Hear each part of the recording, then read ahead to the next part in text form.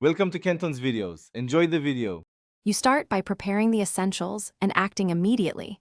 Install Visual Studio Code and the NET runtime, then add the Ssis or Azure Data Factory extension.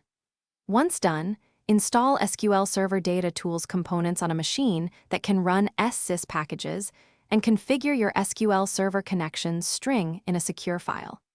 Make sure to enable remote execution if packages run elsewhere. This gives you the environment and permissions required to author and trigger Sys packages from VSCode. You now author packages inside VSCode. Open a workspace and scaffold an Sys project using the extension commands. Once scaffolding is complete, create packages and add connection managers.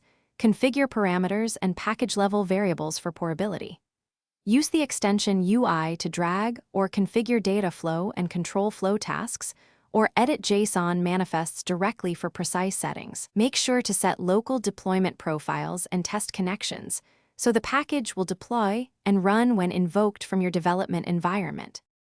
You finish by executing and deploying.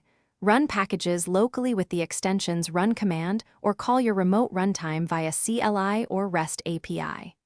Once deployed, validate execution by reviewing logs and package history. If you use CI/CD, add automated deploy tasks. If something goes wrong, first check permissions, firewall rules, and runtime version mismatches. These are the most common blockers.